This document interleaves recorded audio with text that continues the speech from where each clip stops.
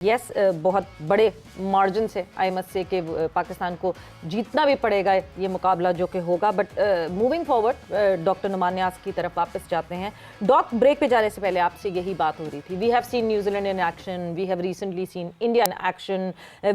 Williamson 71 balls पर जो है वो 100 बनाते हैं, रोहित शर्मा 76 बॉल्स पे 100 बनाते हैं। कौन है हमारे पास ऐसा जो हमारी नैया को डूबने से बचाएगा और किनारे तक लगाएगा? देखो सवेरा, सबसे पहले आप तो क्लियर कर लो जी कि इंटरनेशनल क्रिकेट जो है ना, टीम्स के हवाले से, परफॉर्मेंसेस और ब्रांड वैल्यू के हवाले से वो अब पोलराइज हो गई है। आपकी 4 टीमें एक तरफ हैं जी और 8-9 टीमें आपकी अब मिडिल टीयर और बॉटम ऑफ द टेबल हैं। तो एक तो हम लोगों को इस इल्यूजन में से निकल जाना चाहिए कि हम कोई बहुत बड़ा चैंपियन क्रिकेटिंग नेशन है। हम जिस तरह वेस्ट इंडीज से टेस्ट मैच हारे हैं और जिस तरह हम लोगों ने कोशिश की है 9वें नंबर पे चैंपियंस ये हमने वर्ल्ड टेस्ट चैंपियनशिप ख़त्म की है, वैसे शायद हम टेस्ट में नंबर 8 हैं। तो ये आपका सिर्फ T20 एक रह गया है और ये वनडे T20 भी आप हारे गए, आपका वनडे रह गया है ये सिर्फ। तो ये भी आपको नज़र आ गया है कि आपके पास प्लेयर्स ही नहीं हैं, और जो प्लेयर्स हैं जो आपका मिडिल ऑर्डर है। अच्छा चले मैं डिस्कस करता हूँ। अभी आप कह रही हैं हमारे पास कौन है। जी एक साइमा यूब था हमारे पास, ठीक है। वो इंजर्ड हो गया, थैंक गॉड। डॉक 9 ओडीआई खेले में इतनी ओवर डिपेंडेंसी एक लड़के पे हो गई जो 9 ओडीआई खेला हुआ है खाली। क्योंकि हाँ, इसलिए कि वो मॉडर्न क्रिकेटर है ना, ठीक क्योंकि वो सिंक कर रहा है ना ठीक इंटरनेशनल क्रिकेट में, वो सिंक कर रहा है, उसका कैलिबर है। एक Fakhar Zaman Babar, I still respect him for his cricket. अगर वो अपने शैकल्स तोड़ के वापस आ सकता है, लेकिन इस वक्त he is just slithering down and down and down. या ठीक हो गया। जहाँ पे मैंने क्रिटिसाइज़ करना है अगर खुशदिल शाह को, या क्रिटिसाइज़ करना है तैयब ताहिर को, या क्रिटिसाइज़ मैंने करना है किसी और नए बच्चे को, सलमान अली आगा को, तो कान पकड़ने चाहिए बाबर आजम को, शहनशाह अफरीदी को, नसीम शाह को और मोहम्मद रिजवान को। आप 42 रन देते हैं आखिरी 2 ओवर्स में, और आप 25 रन आखिरी ओवर में दे देते हैं। आप प्रीमियर फास्ट बॉलर हैं। 158 रन आप 20 ओवर में देते हैं। 6 ओवर में आप 84 रन देते हैं। जी 47वें ओवर ग्लेन फिलिप्स 50 करता है, 85वें में वो 100 कर जाता है। ठीक है। एक हारिस रऊफ आपका इंजर्ड होता है, आपके पास पार्ट टाइमर्स के साथ आप चले गए। Did you see how New Zealand reflect on their spin? उन्होंने 2 प्रीमियर स्पिनर्स खिलाए, जी ब्रेसवेल और साथ उनके था अपना ये सेंटनर उनका कप्तान अपना सैंटनर, या मिचेल सैंटनर हो गया कप्तान। उसके बाद उन्होंने ग्लेन फिलिप्स से बॉलिंग करवाई, उन्होंने रचिन रविंद्रा से बॉलिंग करवाई। वो आपकी कंडीशंस को बेहतर समझ रहे थे, स्लो एंड लो। जी और आप एक इब्रार के साथ गए और आपने इब्रार का देखा, ही बोल्ड ब्रिलियंटली। अगर दूसरे एंड से एक और प्रॉपर स्पिनर होता एक। अब आता हूँ मैं सवेरा, आप दोनों के लिए एक रिवीलिंग चीज़ देता हूँ। हम कहते हैं जी हम एक सिलेक्शन कमेटी में एनालिस्ट भी रखा हुआ है, वो पता नहीं कौन सा एनालिस्ट है, क्योंकि आपकी वनडे क्रिकेट में सबसे बड़ा प्रॉब्लम बैटिंग में मिडिल ओवर में रोटेशन ऑफ स्ट्राइक है, जी जो कि साउथ शकील आपको सॉल्व करके दे सकता है, आपने उसको नहीं खिलाया। ठीक। अच्छा, उसके बाद आपकी जो बॉलिंग है, आपकी कोई भी बॉलर जो इस टीम में था, क्योंकि इब्रार का सैंपल साइज अभी बहुत छोटा है, उसने अभी वो नया गेंद भी कर लेता है, उसने अभी किया नहीं। कोई बॉलर मिडिल ओवर में आउट नहीं करता। इनमें से आउट कौन करते हैं, आप हैरान रह जाएंगी। जिन पे T20 का टैग था, जो कि शादाब खान है, वो मिडिल ओवर में आउट करता है। चलो मान लिया वो इंजरी प्रोन था या आपने उसको नहीं रखा, वो रेलेवेंट नहीं था, नहीं खेला। जी उसके बाद आप आउट कौन करता है, फ़हीम अशरफ को लेके आ गए कहीं ऊपर से, UFO की तरह, identified flying object. Mohammad Waseem junior, या he has the best habit of picking wickets in the middle overs and also death overs की brilliant economy rate है। वो कहाँ है? आप किस किस्म की टीम सेलेक्ट कर रहे हैं यार? बिल्कुल किस बेसिस पे आप अशरफ को ला रहे हैं? किस बेसिस पे आप सुफियान मुकीम को नहीं खिला रहे हैं? ठीक है। और आप चले सुफियान ना भी होता, कोई और स्पिनर होता। अच्छा, अब आओ, जब हम कहते हैं ना बेगर्स कांट बी चूजर्स, तो फैक्ट इज कि शादाब खान क्या चीज़ें लेके आता। चलो बॉलिंग शायद वनडे क्रिकेट में 50 ओवर्स में उसके पार की नहीं होगी जो कि आप एक्सपेक्ट करते हो, still better than the lot जो पार्ट टाइमर्स आपने खिलाए, उनसे तो बेहतर होगा ना। ठीक है। ठीक उसके बाद उसकी एनर्जी, उसकी बैटिंग, उसका एक्सपीरियंस, और जो अपलिफ्ट, जैसे हारिस बहुत बड़ा फैक्टर है इस पाकिस्तान की बॉलिंग लाइनअप में। हारिस 200% देता है, मार लग जाए, बट ही इज ए जो कि पैशनेट क्रिकेटर। तो आपकी टीम बिलोंग ही नहीं करती, स्टैंड ही नहीं कर सकती यार। आप क्यों, किस होप में, किन उम्मीदों में हो? वन ऑफ, अच्छा T20 में वन ऑफ ब्रिलियंस हो जाती है, जी और इसमें बड़ा मुश्किल है कि एक बंदा ऑल थ्रू आउट आपको लेके चले जाए और मैच जिता दे। For that you need to be Vivian Richards यार, Brian Charles Lara, Virat Kohli, ठीक है अरे ना। फखर में एलिमेंट है कि बेस दे देगा, प्लेटफॉर्म दे देगा।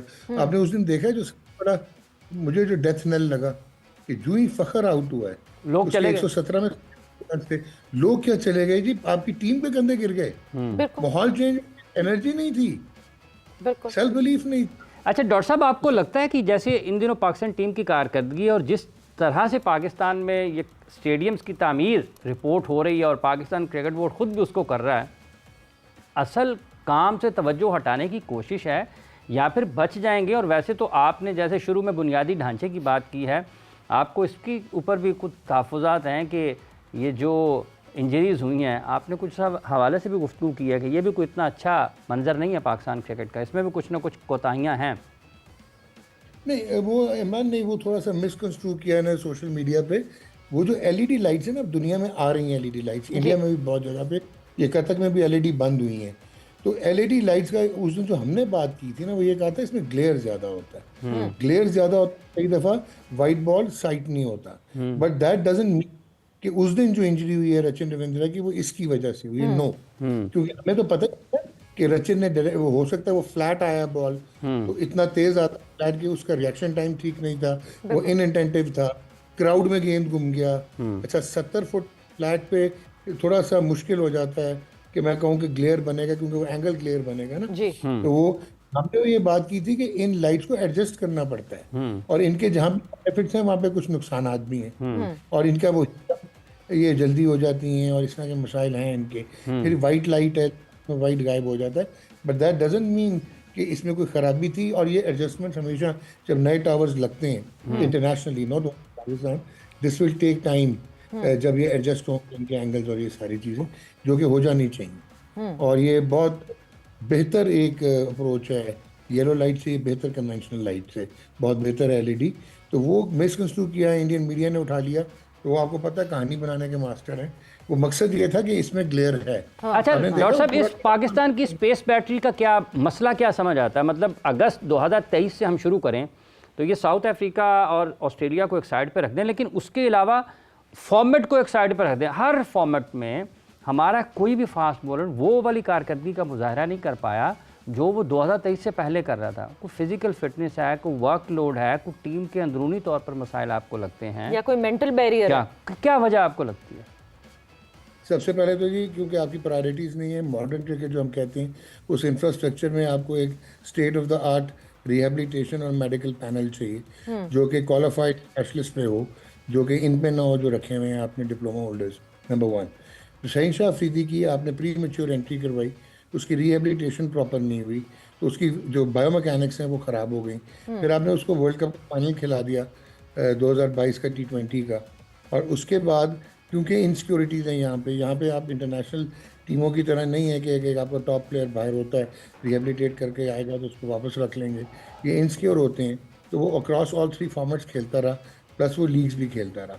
अब अगर आप गौर करो, क्योंकि उसका वो नी जो है प्रॉपरली रिहेबिलिटेट नहीं हुआ, वो थोड़ा सा उसको बाहर निकालता है, जिसकी वजह से अब वो ओवर कंपनसेट करता है। उसने लीवर बना लिए हैं अपने जो आर्म्स हैं, क्योंकि शहीन का एक और प्रॉब्लम भी है, फ्लेमिंगो लेग्स हैं, बैलेंस बॉडी नहीं है, जी जिसकी वजह से जब वो लेग बाहर निकाल रहा है तो उसका गेंद अंदर आना बंद हो गया। जब अंदर आना बंद हो गया तो पेस उसकी नीचे चली गई है, पेस नीचे गई है, तो जिसकी वजह से अब वो उतना इफेक्टिव नहीं है जो वो है। अब कोशिश कर रहा है 135 से 140 तक दोबारा आया, but that is a clear cut case of self इन्फ्लिक्शन plus poor but backup. Dog एक चीज मैं सॉरी कता कलामी की फिर से माफी, पहला स्पेल होता है शाहीन का बहुत अच्छा स्पेल होता है, मिडिल में फिर स्पेल होता है वो बहुत अच्छा होता है। ये जो आखिरी स्पेल था जिसमें एक वक्त को ऐसा लगा जैसे शाहीन जिद्दी होकर जो है वो बस वो ही केप्ट बोलिंग एंड उनको फिलिप्स हैंडल करते रहे, हिट आउट करते रहे।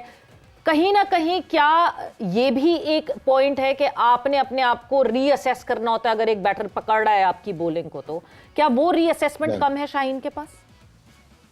आप बिल्कुल सही कह रही हैं, इंट्रोस्पेक्ट करना पड़ता है आपको, सिचुएशनली एडजस्ट करना पड़ता है। आपको ये देखना पड़ा है कि वो ग्लेन कैसे खेल रहा है और मैं कौन सी लेंथ पे गेंद करूंगा।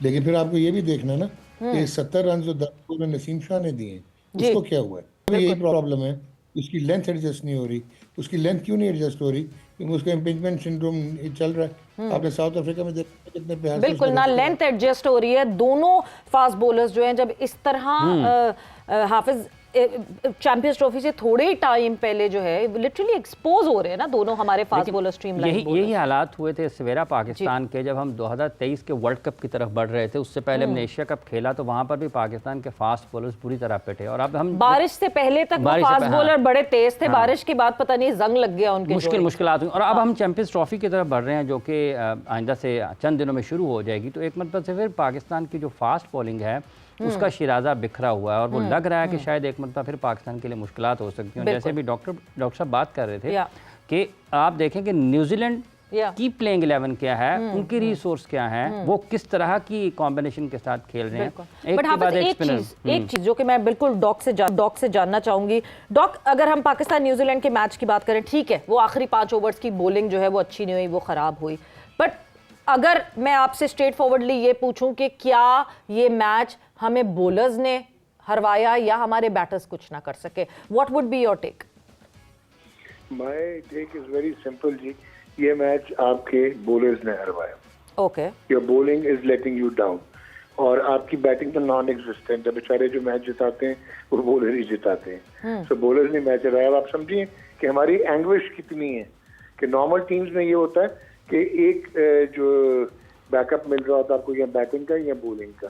हमारे यहाँ ये है कि बैटिंग नॉन एग्जिस्टेंट है, बॉलर्स को करते थे उनका अपने। नहीं तो डॉक, ये तो वही वाली बात हुई ना, जिसने सबक याद किया उसको छुट्टी नहीं मिली। नहीं, हर दफा हमें बॉलिंग जिताती है तो बॉलिंग ही जिताएगी। 300 प्लस रन्स एक नॉर्मल चीज है अब मॉडर्न डे क्रिकेट में। हमारे बैटर्स तो 50 ओवर नहीं खड़े हो पा रहे। अच्छा डॉक्टर साहब एक और बात है, डॉक्टर साहब एक और बात है, 17 रन हुए सलीम जाफर को 87 में पाकिस्तान मैच हार गया, वकार यूनुस को 96 में हुए, 2 ओवर में 40 पाकिस्तान मैच हार गया। ये कभी कभी होता था, अब तो ये हर दूसरे दिन होने लग गया है। या एग्जैक्टली, आप खुद ही जवाब दे रहे हैं। दिस मीन्स आप अब नहीं यार, क्रिकेट बहुत आगे चली गई है, इंटरनेशनल क्रिकेट। ये प्लेयर्स बहुत मॉडर्नाइज हो गए। ये मल्टी डिसिप्लिनरी अप्रोच से उस दिन ग्लेन फिलिप्स खेल रहा था। ये सिर्फ क्रिकेट की बैटिंग नहीं करते। आपने तो कैंप लगा लिया है, आप तो पावर हिटर निकालने के लिए कैंप से पावर हिटर निकाल रहे हैं यार। यानी डॉक, ऑनेस्टली स्पीकिंग आपकी बात सुन के मुझे लग रहा है कि कोई सोल्यूशन नहीं है। पाकिस्तान टीम किसी तरह भी बेहतर नहीं हो सकती, बस चैंपियंस ट्रॉफी में दुआओं पे फिर से डिपेंड करना शुरू कर दें। बट